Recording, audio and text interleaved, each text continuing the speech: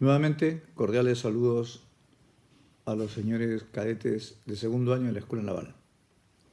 Me va a permitir que hoy día empiece con el exordio de esta fecha. Hoy es el día en que ustedes van a ver esto, es el 18 de mayo.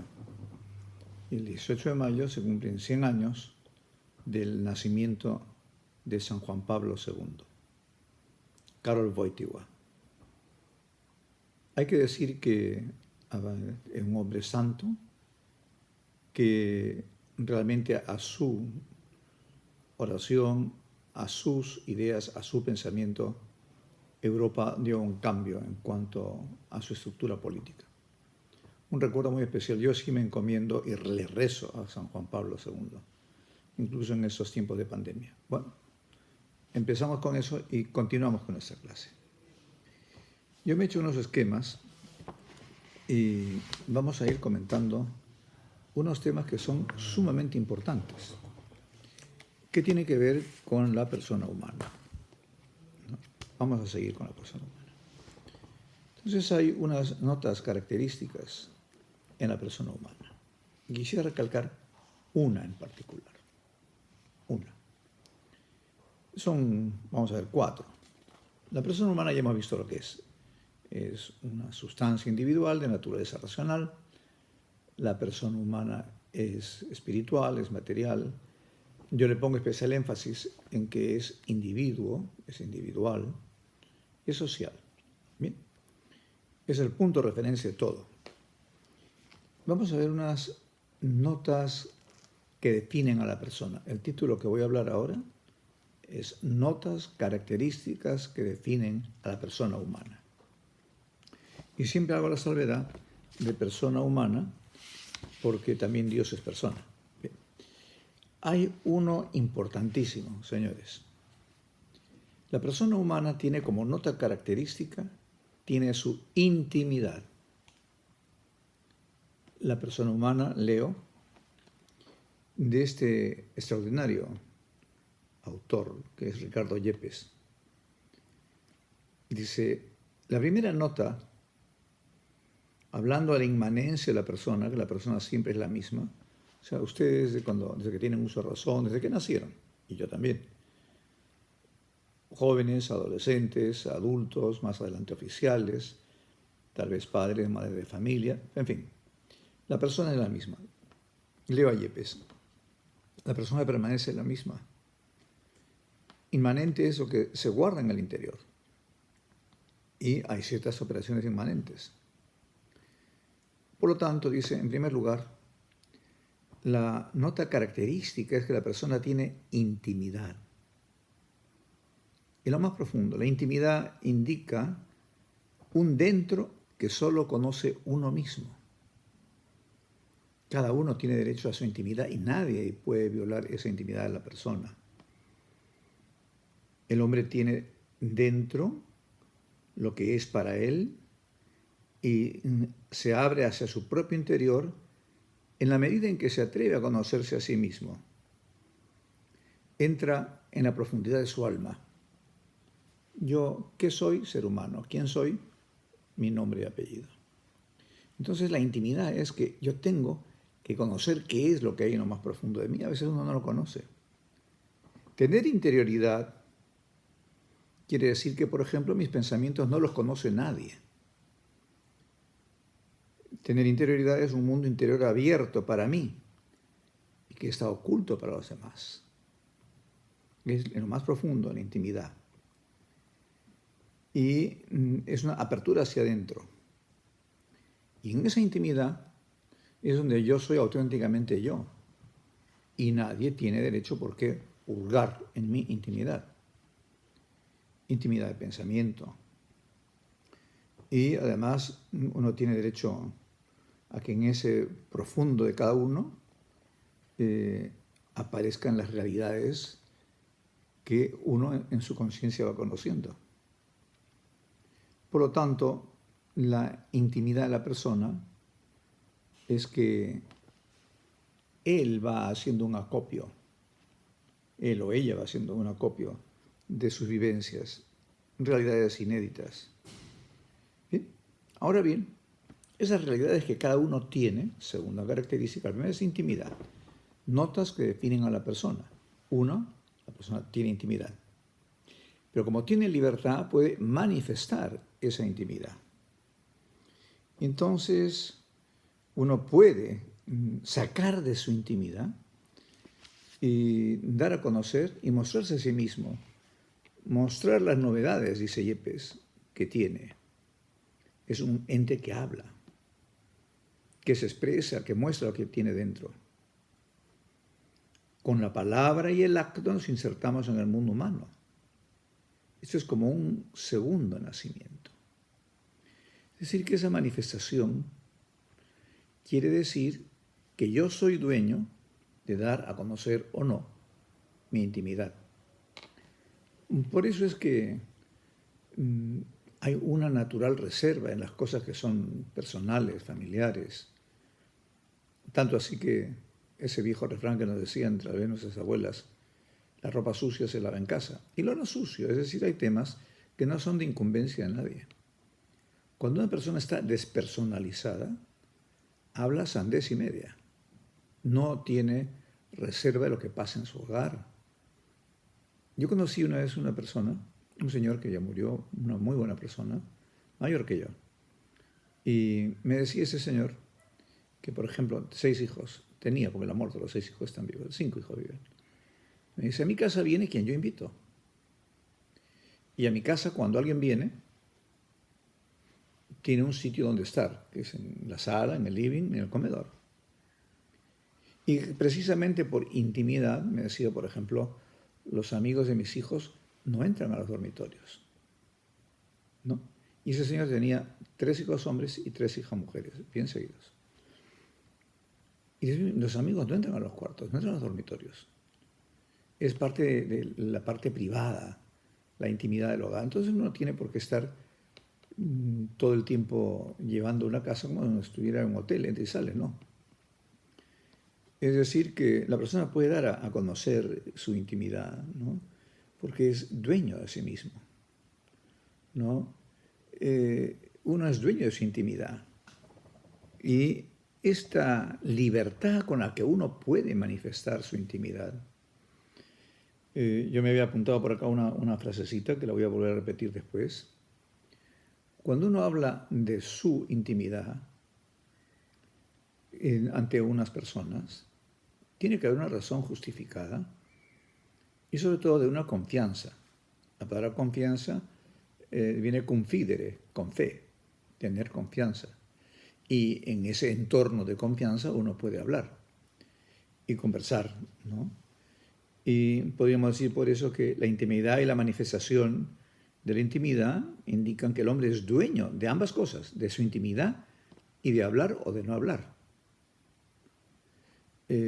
Por lo tanto, pues saber que uno tiene unos ciertos bienes espirituales, éticos, morales, metafísicos, y me atrevería hasta a decir incluso religiosos.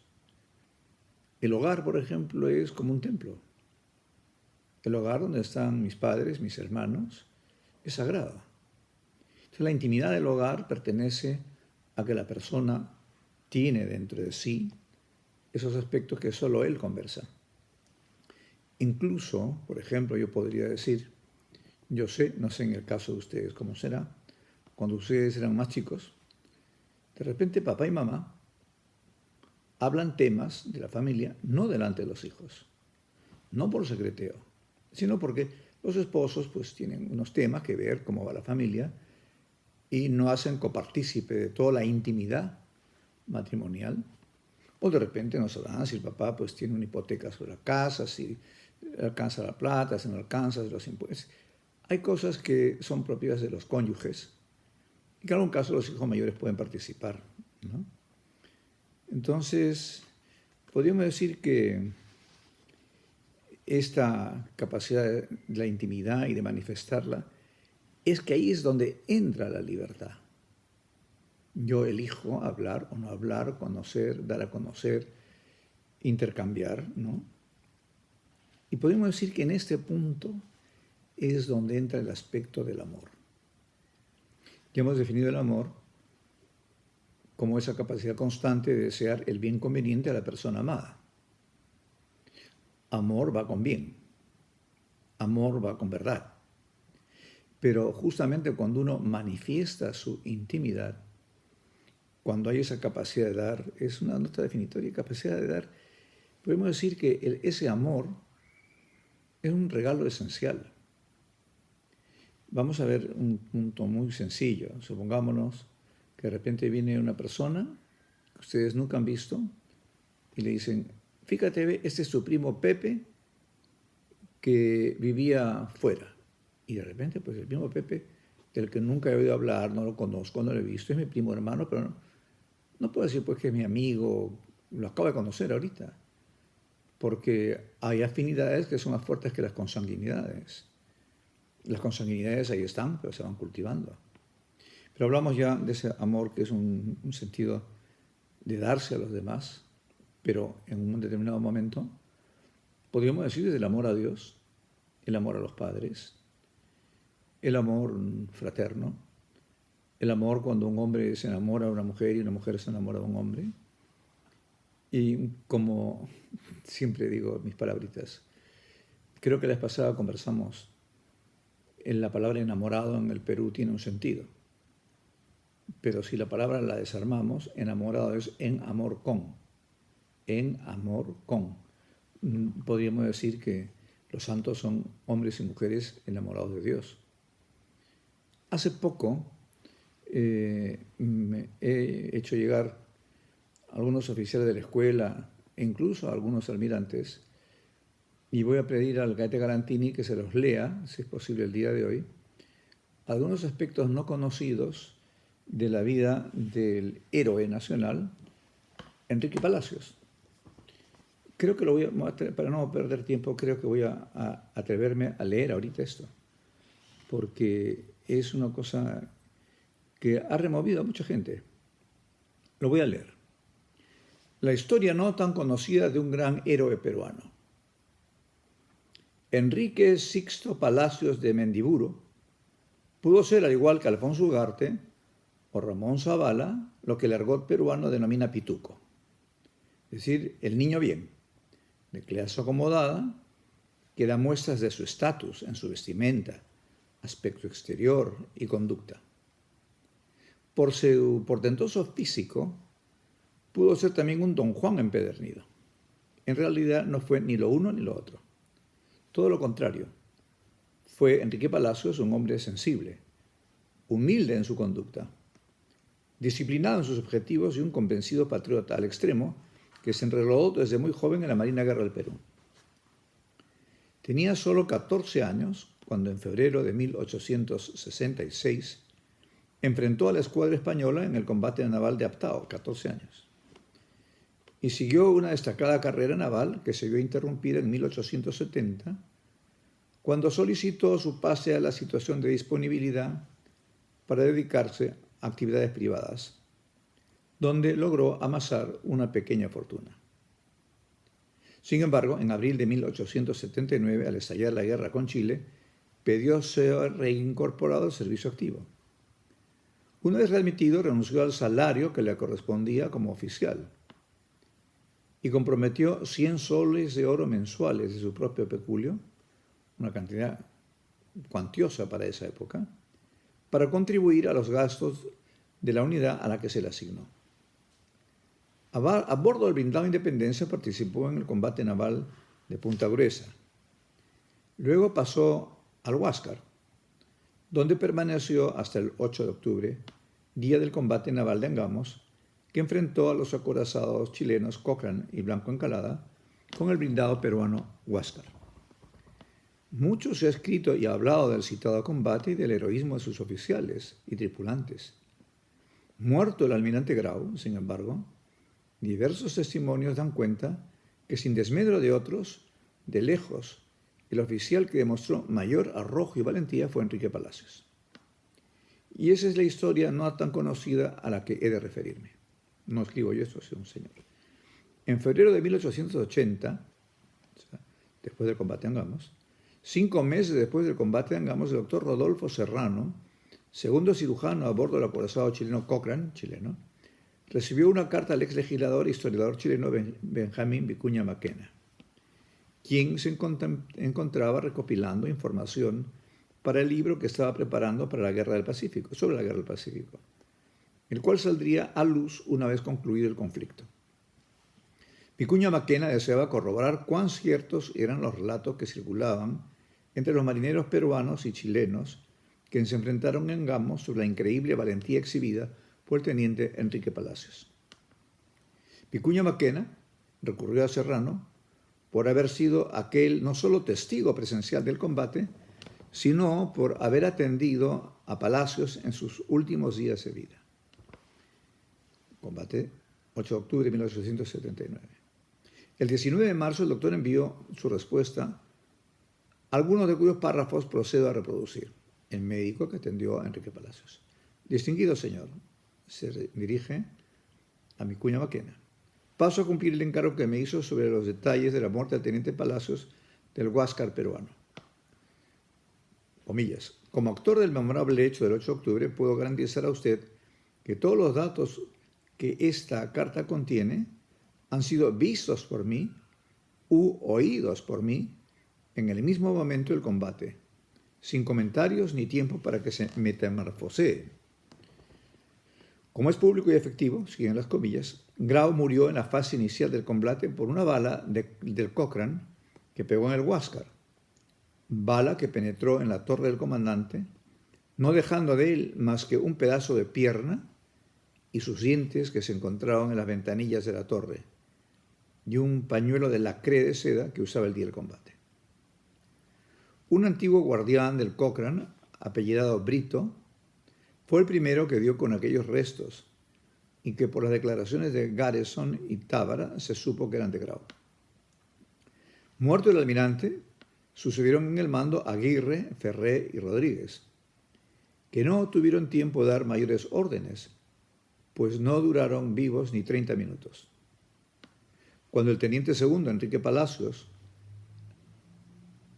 cupo al teniente segundo Enrique Palacios la gloria de gobernar el buque en todas sus partes hasta el momento de quedar fuera de combate, momento también en que el buque se capturó. Puedo asegurar a usted que el bravo Palacios fue el alma del buque después de muertos sus 3 primeros jefes, es decir, casi durante todo el combate.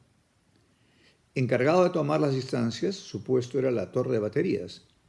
Desde ahí gobernaba el buque dando ejemplos a los demás por su serenidad. Una bala de 300 penetra y revienta en la dicha torre. Palacios es herido con una herida profunda de 11 centímetros de longitud. Es llevado a la sala de cirugía a donde mal y ligero le lavan y le amarran la cara. La herida fue en la cara. Con esta herida hubo una fuerte hemorragia que casi lo dejó privado del conocimiento. Sin embargo, Palacios vuelve a la torre, a su puesto, sigue dando órdenes y tomando distancias. Otra bala penetra en la torre, revienta a sus pies, en cuyo planta es herido con un casco de granada de libra y media de peso. Al mismo tiempo es herido en el hombro izquierdo y derecho y carpo derecho. El fogonazo quema su barba y manos. Desesperado, sube por las troneras a la cubierta de la torre. Desde ahí descarga su revólver al Cochrane, que estaba como a 200 metros. Algunos oficiales de este que lo vieron creyeron que peroraba a la tripulación. En esta posición, Palacios fue herido por 3 balas de rifle. Cara, piernas, pie. 3 heridas de rifle en el muslo izquierdo y derecho y en el brazo izquierdo. Fatigado y sin fuerzas por la gran pérdida de sangre, viendo el buque sin gobierno y sin orden, puso el cañón de su revólver en su sien derecha y dio 2 veces movimiento al gatillo, mas la nuez había caído y el gatillo pegó en los alvéolos vacíos. Según me decía en su lecho ya moribundo, llamó a un marinero de la torre y mandó decir al primer ingeniero que abriera las válvulas. Este fue el último hecho, pues ya había caído y perdido por el momento el conocimiento. Traído a la sala del cirujano del Cochrane, al extraerle yo el revólver del bolsillo, me dijo: «Entiendo que usted ha de ser tan caballero que me dé mi revólver para darme un balazo en caso de que mis heridas sean mortales». comillas, no creí encontrar en un peruano una organización tan fuerte ni de tanta fuerza de voluntad. Mientras mi ayudante le hacía puntos de sutura en la herida de la cara, yo le extraía el enorme casco de granada del pie mediante fuertes tracciones, pues estaba completamente incrustada. Esto lo hacía sin ningún anestésico, porque no era posible en esos momentos. Sin embargo, Palacios soportaba todo esto con la mayor serenidad. Comillas, atendido con el mayor esmero en la segunda cámara del buque, que graciosamente le cedió el capitán Gaona, se mostró siempre con un carácter reservado y triste, y a nadie daba tertulia. Al llegar a Antofagasta, siguen las comillas, ver al Huáscar que pasaba por el costado del Cochrane, esto lo vio desde su cama, sentir el bullicio y la canción chilena, no pudo resistir la emoción y lloró. En ese momento lo curaba y conocí que ese hombre sufrió como un verdadero patriota. Cuando hablaba con Discanseco o Tábara, solo ensalzaban a Palacios. Comillas, no he tratado de hacer la apología al teniente Enrique Palacios, pero si estas líneas tienen por objeto dejar constancia a usted, que las ha de transmitir a la posteridad, el valor de las acciones de un joven que los peruanos no han sabido apreciar entre los demás oficiales del Huáscar. Los saluda su amigo y servidor, Rodolfo Serrano, el médico. Quiero destacar, sigue diciendo, que durante el combate Palacios recibiría un total de 13 heridas en el cuerpo. Algunas de ellas mientras volvía a izar la bandera peruana en el mástil del Huáscar, luego que ésta fuera derribada por efecto del fuego adversario. Luego de una gran agonía, falleció el 22 de octubre a los 29 años de edad. Devueltos sus restos por la Armada chilena, estos llegaron al Callao el día 28 de ese mes, y las autoridades del pueblo rendieron un emotivo homenaje. El poeta Domingo de Vivero le dedicó un poema llamándole Cuerpo de niño y alma de coloso. Sus restos reposan en la cripta de los héroes de la guerra de 1879. Autor, Juan del Campo Rodríguez. Bueno, esto realmente es impresionante. 29 años y en una posición, bueno. Y cuando he enviado esto a algunos almirantes, a un excomandante general me decía hace pocos días, no conocía esta versión, me ha emocionado profundamente. Y a otro oficial de Marina me decía, claro, es que los héroes no nacen, se hacen con la vida que van llevando. Volviendo a lo que estamos hablando, porque me parecía que vale la pena, en vez de decirle al cadete Galantini que les entregué la hoja, comentar esto. Hemos visto que la persona tiene intimidad, que la persona es dueña de su intimidad y que es dueño de manifestar o no, y puede a eso mismo manifestar para un darse, para un poder amar. Esto es absolutamente cierto. No es el amor más que un regalo que lleva cuando hay una vida vivida congruentemente. Leamos también, sigo en este autor extraordinario, dice acá, ¿qué peligros tiene la intimidad? Vuelvo a decir, una persona sin intimidad es una persona muy peligrosa. Es como, no sé, dijéramos, un buque que navega desbrújulado, que no tiene brújula, no sabe para dónde va. Tiene unos datos por dónde orientarse, ¿no? Pues la intimidad designa el ámbito interior a cubierto de extraños.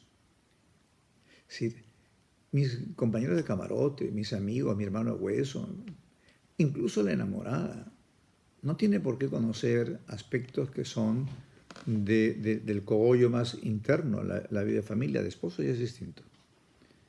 Lo íntimo es lo que se conoce solo uno mismo. Lo íntimo significa mundo interior, es el santuario, el lugar donde solo entro yo mismo. Lo íntimo es tan central que hay un sentimiento natural que lo protege, la vergüenza o el pudor.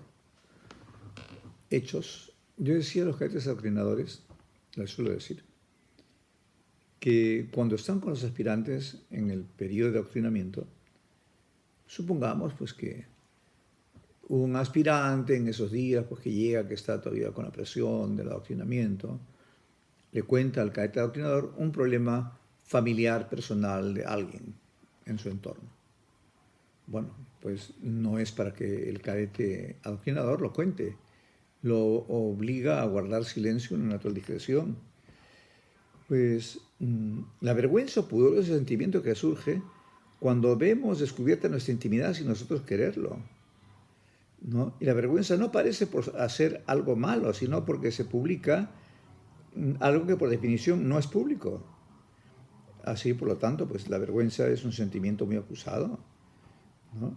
Y hay que decir que la intimidad no es estática. La intimidad se va construyendo, ¿no? Y es, por ejemplo, no sé si ustedes saben, en el mundo anglosajón, en el mundo británico, concretamente en Inglaterra, no es muy frecuente que alguien invite a un amigo a su casa. Podemos decir que los ingleses son los inventores de los clubs. Y una privacy, si la privacidad de mi hogar, en la casa de un oficial de marina, en su hogar, la marina llega hasta la puerta de la casa. De ahí para adentro la marina no tiene nada que hacer. La privacidad, la intimidad del hogar de un oficial, de un oficial subalterno, de cualquier persona, es su entorno personal más íntimo. Por lo tanto, es que la intimidad es que no es estática, sino es algo vivo. Brota del mundo interior.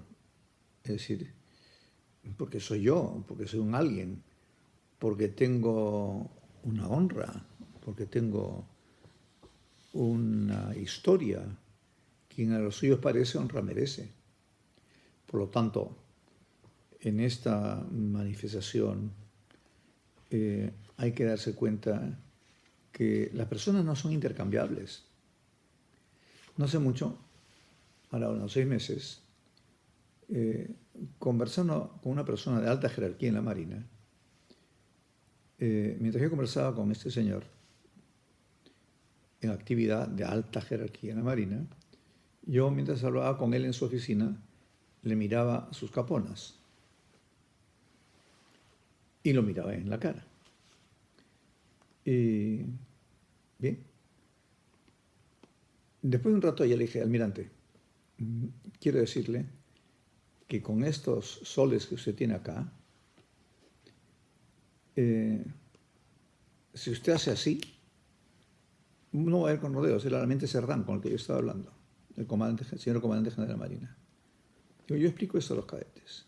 Con estos 4 soles que usted tiene acá, hace así, y la Marina se para de cabeza. Y hace así, y la Marina se para otra vez. Es que eso es el poder que tiene este grado. Ahora, evidentemente, con eso usted puede coaccionar externamente, es el comandante general de la Marina. No obstante, todo comando se apoya en 2 puntos: el poder del grado y la autoridad de la persona. La autoridad de la persona. Con el poder, repito, todo comando tiene 2 puntos: el poder y la autoridad. Con el poder exijo externamente. La autoridad me la gano. La autoridad me la gano. Por eso yo sostengo, y le decía al almirante Cerdán, que me distingo con su amistad y de tanto tiempo, que estas cosas hablamos en la escuela. Porque es que yo entiendo, y no lo vamos a cambiar, que cuando uno le manda informe a un superior sobre algo que ha ido mal, le manda un informe por abuso de autoridad. Pero ahora quiero decir esto muy claro. Insisto que yo no estoy pidiendo que se cambie. Así es, y así va a seguir siendo, y así se habla. Mando informe por abuso de autoridad. Pero pensándolo despacio, tranquilo, Nunca hay abuso de autoridad porque la autoridad es algo bueno, algo que uno se gana, el respeto que uno se gana, la admiración, el aprecio. Entonces, mientras con el poder yo coacciono en lo externo, con la autoridad moral yo convenzo en lo interno. Con uno en lo externo y el otro en lo interno. Coacciono en lo externo con el poder y convenzo con la autoridad. Pero no vamos a cambiar, no vamos a cambiar porque es así, pues así se dirá. Pero sí hay que decir pues que las personas no son carneros, gallinas, caballos, ovejas. No, no, no, cada persona es única. Y por lo tanto hay un respeto a la persona y a su intimidad.